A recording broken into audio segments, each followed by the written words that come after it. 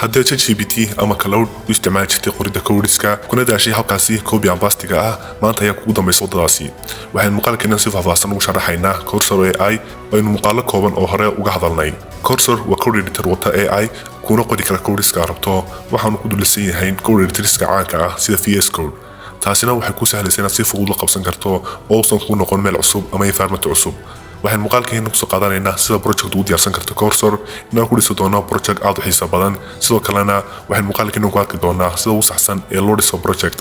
marar badan ayaan ku soo hadalnay waxyaabaha dhalinyar badan miskarayaan markay dhisayaan project soo dhawaad dhalinyaro okay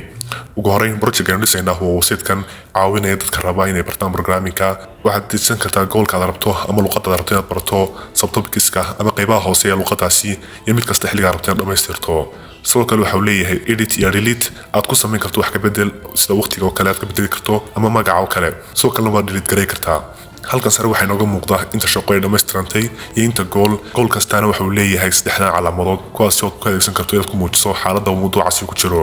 mid aan weli bilaabmin oo pending ah mid dhexda ku jira ama mid dhammaaday hadduu dhammaadayna halkan sare ayaa lagu darayaa sidoo kalena waxaad arkaysaa xariijintan inoo sheegaysa in subtopic u dhammaaday halkan hoosena waa qaybta debugging-ka oo ka caawinaysa inaad diiwaan geliso errorska la kulanto waxa uu ahaa errorkaasi macluumaadkiisa iyo sidoo kale goolka uu la xiriiray debugging-ka wax badan ayaa laga bartaa waana mid ka mid ah qaybaha ugu muhiimsan programming-ka okay haddaba haddii aad hore usoo degsan cursor kala soo dego website-kan kadibna account ka samayso xasuusnow ha adeegsan temporary emails maadaama aysan ku shaqayn doonin featureska AI-ga ah ee ku adeegsano muqalkenan adeegso Gmail ama domain la garanayo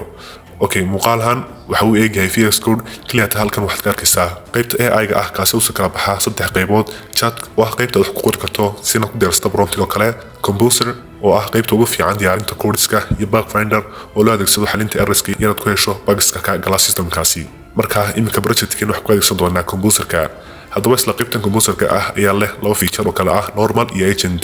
normal waxa uu diyaarinaya koodiska kadibna adiga ay maamulayo waxyaabaha qaar sida inaad markaad ran garanayso koodka oo kale ama aad abuurayso fileska iyo qaybtan agent-ga kaasi waa in AI-gu qabto shaqo kasta kaliya taaduna waxaad u taabanaysaa accept marka labada qayb waxaad muddo inay isku dhow yihiin balse weli farqiga u dhexeeya markaad muddo isticmaashana wada arki kartaa farqiga u kala dhexeeya labadaani qayb waxaa sidoo kale halkan ku jira modeliska AI-ga ee uu adeegsanayo cursor waxaa ka mid ah Claude sida Sonnet iyo OpenAI sida ChatGPT oo kale modeliskan waad ku dhisan kartaa adigoo ku dhisanaya settingska halkan inaad ka dooro model kadibna soo furo modelka rabto haddaba intaynaan codinka bilaabin aynu isla aragno qorsheynta project-keenan project-ka magaciisu xagga sare ku xusan yahay featureska uu yeelanayo mid kasta iyo description-kiisana xaggan ayaan ugu qoran yihiin tani waxay ka caawinaysaa inaad karto marba halkaynu marayno iyo inaanay ka tagin wax features ah kulana soo darin kuwa aynan hore u qorshayn sidoo kale halkan waxay nagu diyaarsan prompt aynu AI-ga ugu sharaxayno project-kan iyo sidaan rabno inuu dhisno macluumaadkani waa kuwa si fudud u soo qoran karto ama ugu diyaarsan karto isla cursor qaybta chat-ka okay prompt-ga aynu soo qaadaynaa kuna paste garee cursor kadibna sug waa game of waiting inta wixii ka dambeeya isagaa samaynaya wax kastoo loo baahan yahay kaliya ta accept taabo marka uu dhammeeyo dhan iminka wax badan oo saacado ama maalmo aynu ugu qaadan lahaa aynu hal minute ku dhisnay aynu ran garayno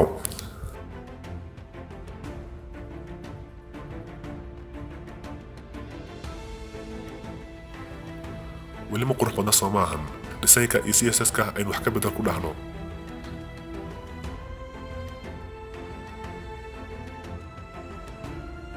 dhan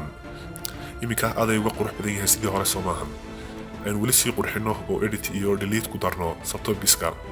sidoo kale waxaynu ilownay live server-kii aynu soo degsan extension-kaasi waa mid aad muhiim u ah inaad adeegsato soo degso kadibna dhan